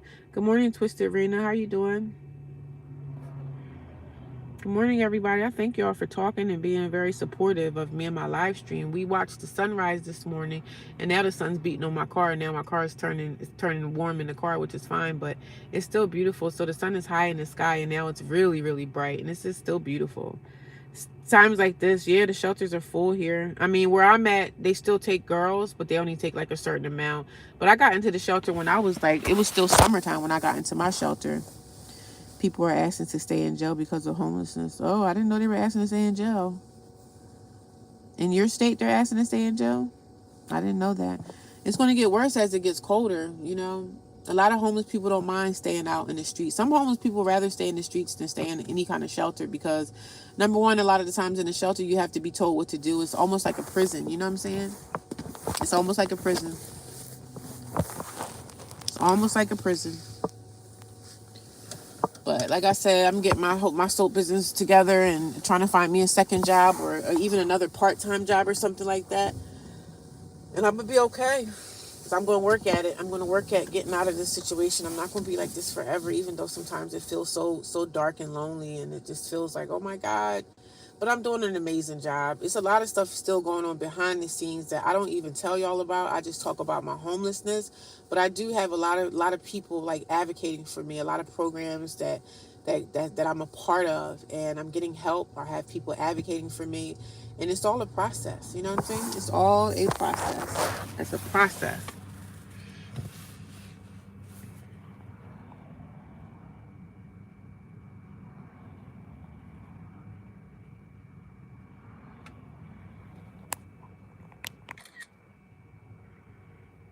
It's all definitely a process, you know? I saw a video in here of a lady asking to stay in jail because she was homeless. I don't know if you can stay in jail unless you commit a crime. And it's so sad because I drive past a lot of properties that are empty, like a lot of abandoned buildings, in my area where I live, there's this mall that's like, basically it's a struggling mall. It's probably going to be going out of business within the next year or so. It's probably just going to be shut down completely. But there's a mall, and in the mall, it's such a big space. I'm like, damn, they could turn this into a...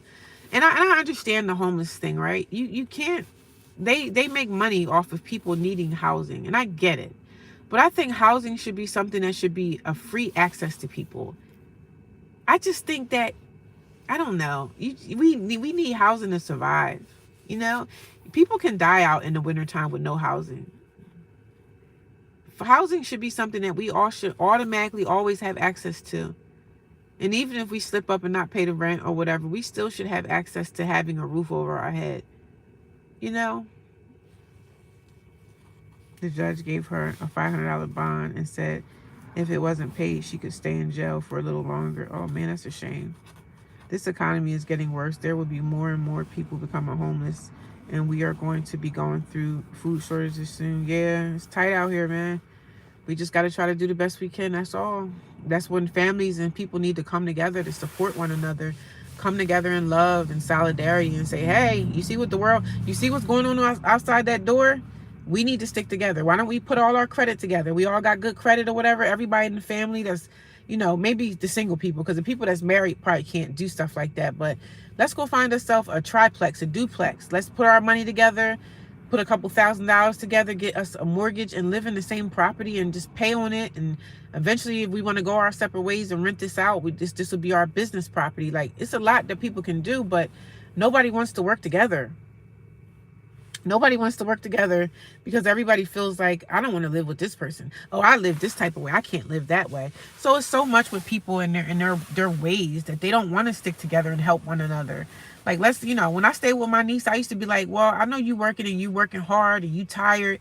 I said, some nights I can make dinner. She was like, oh no, that's okay. Like, you act like you just want to do everything on your own so bad. When somebody's trying to help you with something, you don't even know how to accept the help that was sent to you. Like, when I was living with her, she was already struggling to pay her rent.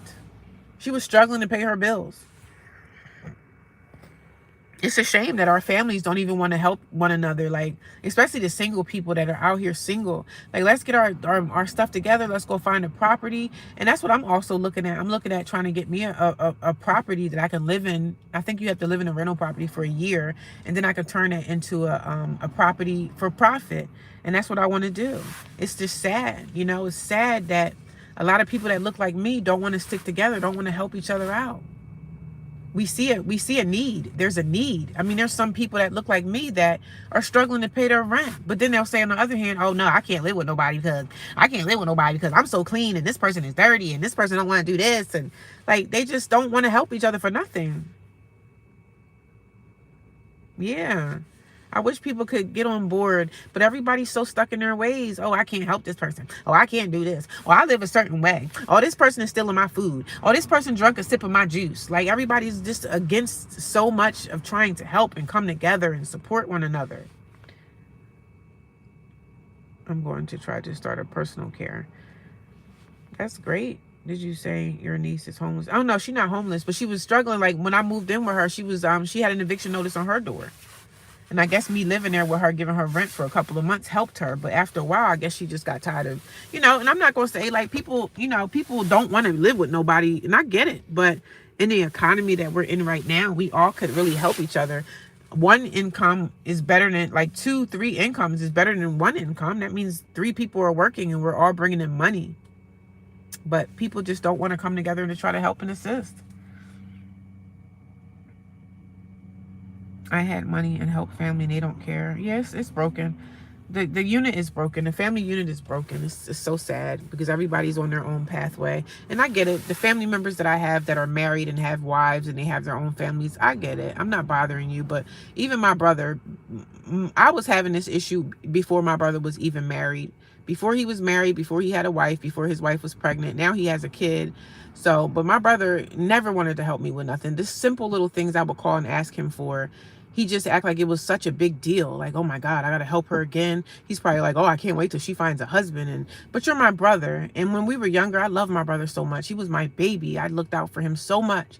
But me growing up into an adulthood, any little call that I would call and ask my brother for, it was always like pulling his fucking teeth. It was always like a big to-do. Like, he would never straight up say, no, I can't help you. He would always sit there and act like, oh, what I gotta do? Where you at now? Like, I don't need you then. If it's that much of a problem for me to ask you for little stuff, fuck it. I don't need you. I can find somebody else and pay somebody else to do the job. Just little things. And I just feel sorry for him. I say, and you have a wife now? I really feel bad because the way that you treat your sisters is the way that you're going to treat the woman in your life. All I ask for love and support. I don't be in my family's face asking them for money. And this is the first time in my life that I've ever asked anybody for, can you help me with housing until I get myself together? This is the first time in my life that this has ever happened. I don't ask my family for much. I don't ask them for nothing. I always had my own everything. But sometimes in life you fall down and you got to get yourself up. And sometimes when you're getting yourself up, you have to get yourself up on your own because you're not going to have that family support. It's just not there. My cousin don't want anyone staying with her, but she's crying about, yeah. They cry about their bills, but then they say they don't want nobody living with them. Like, when I stayed with my roommate and she was somebody I thought was my friend, all she did was complain. Like, when I moved into her house, she,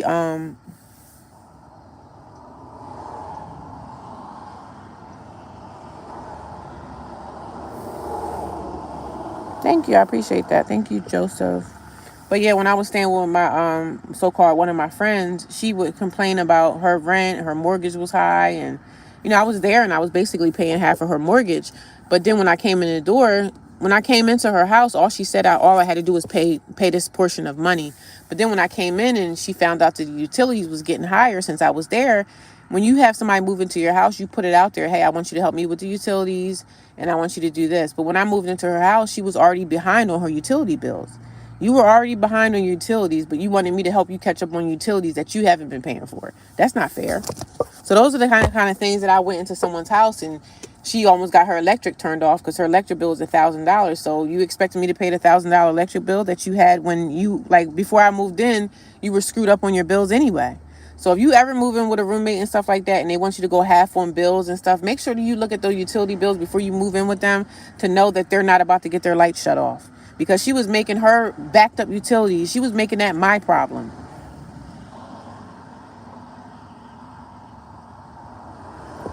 And I don't mind, she had a gas bill.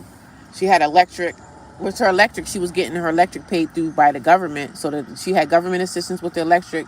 But there was other things, like we had a gas bill and she would always just ask me to pay half of it, which could have been like $30 or $40, which was no problem. But some of her bills was backed up before I moved in there. And she thought that I was going to pay half. I'm like, I'm not paying this. First of all, you didn't ask me, could you pay utilities? You just said, hey, pay this portion and you're good. And I was like, oh, okay. But if you want somebody moving into your house and you want them to pay utilities, you have to make that be known from the beginning. Make that be known from the beginning. Because you have bills. And if I'm moving in, I have to assist. But you need to make that be known from the jump street. She's late on all her utilities, but she want me to pay you utilities that you were late on. That's not my problem. But she was a friend, but she wasn't a friend. Like, she was somebody I had worked with, but I never trusted her. So, but I needed a place to go.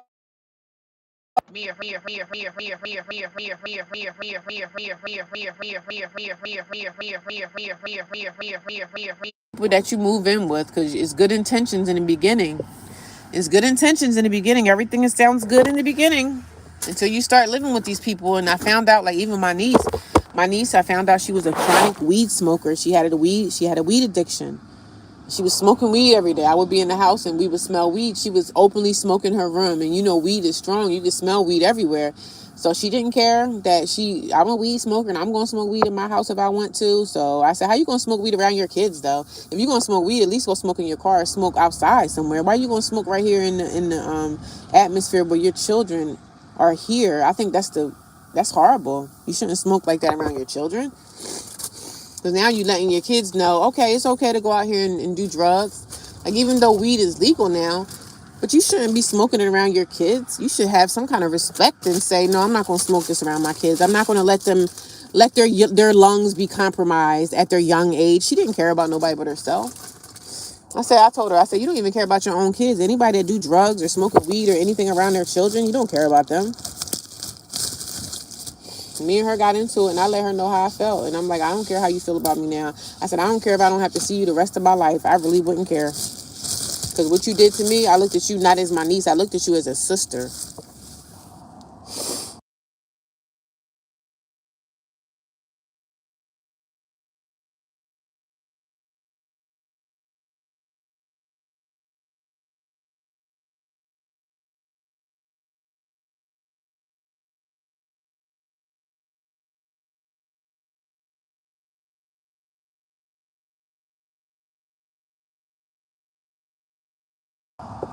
I looked at my niece as my sister.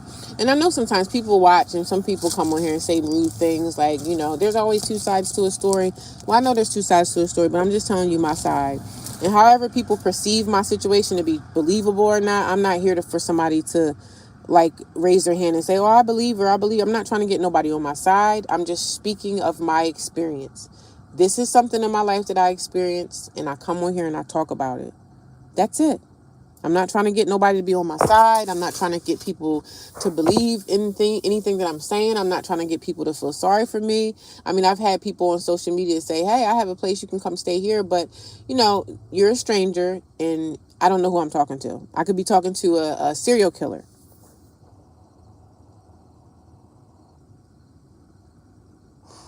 I need to find a way to vet people. I really want to buy land and put tiny homes on it. Yeah, you can do it. You just have to open up yourself to social media. And you can find a lot of people on social media. If people local to you are not trying to do anything to come together, you have to just open up yourself to social media. Social media is a great platform to open yourself up to people in the world. You don't know until you start opening up to social media and start making groups and talking to people. You have to broaden your horizons, and that's what I've been doing for years. Just opening myself up to social media, talking to people, letting people know my situation. You can find like-mindedness. You just have to get into that group, that niche that you need to be in. Whatever you're interested in, whatever you want to do, put yourself into that niche. Start live videos. Start talking about things that you desire. Start talking about the things that you want to do. And those people that you need are going to attract themselves to you. They're going to find the person, like say a person that's into yoga. I'm into yoga, right? So I go on social media and I put in yoga moves or yoga demonstrations, yoga exercises, and I find all these people that's doing yoga. I find yoga instructors. I find people that love to do yoga. I find all situations. So you have to put yourself into that niche that you need, and that is going to help you find the people in your life that you need for your life. You're going to find those people. I've always been into camping and hiking and backwoods activities. I put myself in that niche of van life, stealth living, tiny homes. You put yourself into that niche and you find the people that you need to find, and you start building your community. That's what it's about. Building your community. Sometimes our community is not our family. Sometimes our community is not our family. Sometimes we have to build our own communities. We have to find the people that we need to find for our lives. And that's how you do it. But you start with social media. Social media is a great tool. It's free. And we can reach people in other countries. I haven't used handmade soap, but I will try it out for sure. Yeah, thank you. I'll have the soap ready for next month. I'll have it sometime in November. It'll be ready. So you guys are going to see the website. I'm going to post everything. I'm going to get my website and stuff together. But yeah, man, I'm going to start my soaping business again. I have to. I need the money, and I just need to build the business. And I'm still also looking for another job. So it's a lot going on in my life, but I'm going to always be a part of like social media. I'm going to always be here to talk and communicate and still talk about my situation. Because even when I find housing, I'm still going to run this channel. So that's what I do it, because I want to look back on this and say, wow, I remember when I was in that place. I remember when I was homeless. I remember when I lived in a shelter. It's going to be a thing of the past for me, but it's also going to be a stepping stone. Like, this is what I went through in the past, and this is what I know I'm not going to do again to get back into that situation. I know I'm not going to make this decision or not make this mistake again to find myself homeless. I'm not going to go there again. I'm not going to go there again. I'm going to make better choices and decisions. I don't share everything. I just share homelessness on here. That's it. I just share homelessness. I don't share anything else I'm going through or whatever, but it's a great tool to open up social media, make some groups, make a chat for yourself, build your social media up, find the people that you need to find for whatever it is that you're interested in doing, and you could build your community that way. Our community is not always our family. Our community is not always our family. Sometimes your community is going to be people that you don't know from Sam. It's going to be strangers. I've made friends with people on TikTok that I've been friends with for years now. And we talk and communicate. They may live in other states, but I have a girlfriend that lives in another state, and she's a friend that I found on TikTok. And me and her talk about like our experiences, being mother, being a mom, raising our teenagers, going through that. We lean on each other for support. But me and her have totally two different lives. But I consider her to be a friend of mine now, but we have different lives. Yeah, thank you, Caesar. I have the soap ready in November, so that's what I'm working on now. It'll be ready, y'all. When it comes out, y'all gonna know about it, because I'm gonna let y'all know. I'm gonna have my website. I'm gonna have everything available for everybody if you guys ever want to purchase. And that'll be a way to support me. I don't never come on here and ask people for money, even though people say, do you have a Cash App? I always say yeah, because I have a Cash App that's on my About section. So some people just want to come here and they bless me with money, right? I don't never ask for money. I rather start my business, have a product for you guys that you guys can buy, like a fair trade. I have something to give you, and you have something to give back to me. I'm making profit. You're making profit off of something that you can use. The soap is for your skin. You need soap every day to shower. So, and that's going to be that. And it's coming soon, so y'all just wait for that. And that's a way that, you can support me, give back. I'm not asking for your money, but I'm starting a business, and I want you guys to buy my soap if you guys are interested in handmade soap. And that's how we're going to do that.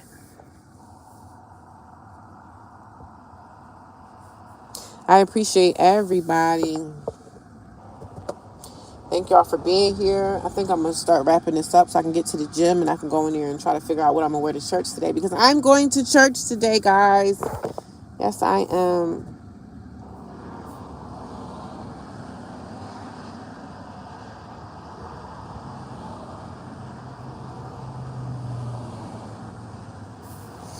But I'm going to go. I'll talk to you guys soon, okay? I'll be live streaming today again after church. I'll come back and talk to y'all, okay? I'll talk to you guys soon. Thank you for all your support. Thank you for your hearts, your likes, your shares. I will be back soon, okay? You guys have a blessed day as well. I'll see you guys later. Bye.